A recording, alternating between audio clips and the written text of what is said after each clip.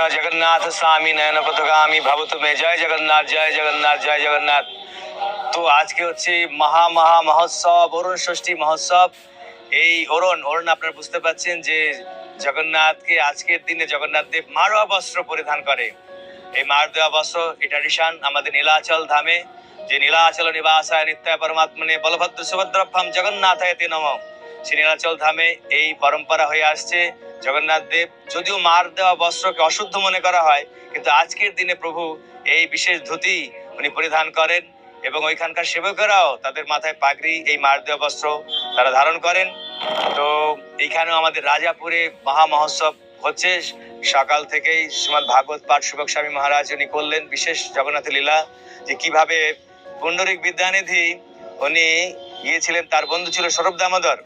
তো পুণ্ডরিক বিদ্যানিধি উনি আর স্বরূপ দামোদর প্রভু যখন জগন্নাথকে দর্শন করতে গেছিলেন, দেখলেন যে অরুণ ষষ্ঠী উৎসব চলছে। মারও অবস্থা দেখে ওনার মনে একটু গ্লানি হয়, যে আরে জগন্নাথ উনি এত সারা জগতের মালিক, উনি মার দেওয়া বস্ত্র পড়ছে কেন? তো স্বরূপ দামোদর বললেন এখানে এরকম নিয়ম মনে হয়। তো উনি সেটা একটু মনে একটু ভালো লাগলো না।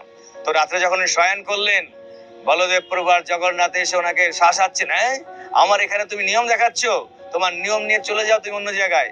এখানে আমার সেবক আর আমাদের তারা প্রেম দিয়ে আমাকে এটা করে এবং এটা আমি গ্রহণ করি, তোমার নিয়ম তুমি নিয়ে থাকো। এই বলে সে জগন্নাথ আর বলদেব দু গালে চড়াচ্ছিল।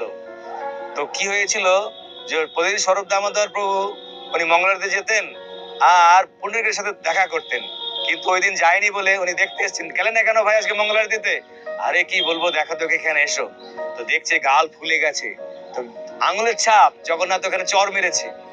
তো এইভাবে ভগবান এবং তার ভক্তের লীলা। কেননা পুণ্ডরিক বিদ্যানিধি উনি হচ্ছেন বিশ্বভানু মহারাজ, যে রাধারানীর পিতা আগের লীলাতে ছিল। তো এইভাবে শ্বশুর মশাই হয়, কিন্তু এইভাবে লীলা উনি চলেন, জামাই শ্বশুরের অদ্ভুত লীলা, ভক্তের সাথে ভগবানের লীলা। তো এই উৎসব, এই দিনে ভগবান শীতের বস্ত্র পরিধান করেন। আজকে থেকে ভগবান উইন্টার ক্লথ পরবেন। রাত্রেতে ভগবান জগন্নাথকে নানা রকমের সোয়েটার, জ্যাকেট, মাফলার এবং চাদর এইভাবে ওড়ানো হবে, পরানো হবে। সেই জন্য এই অরুণ যাত্রা, অরুণ ষষ্ঠী মহোৎসব ধুমধামে রাজাপুরে পালিত হচ্ছে। এখানে হাজারো ভক্তের ঢল সকাল থেকে সব দর্শন করতে আসছে। বিভিন্ন সন্ন্যাসী বৃন্দ, সুভগ মহারাজ, ভক্তি পুরুষোত্তম স্বামী মহারাজ, ভক্তিপ্রেম স্বামী মহারাজ, ইনারা এবং আরো বৈষ্ণব ভক্তবৃন্দরা।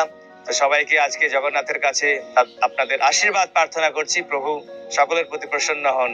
জয় জগন্নাথ, জয় জগন্নাথ, জয় জগন্নাথ। অরুণ যাত্রা কি জয়।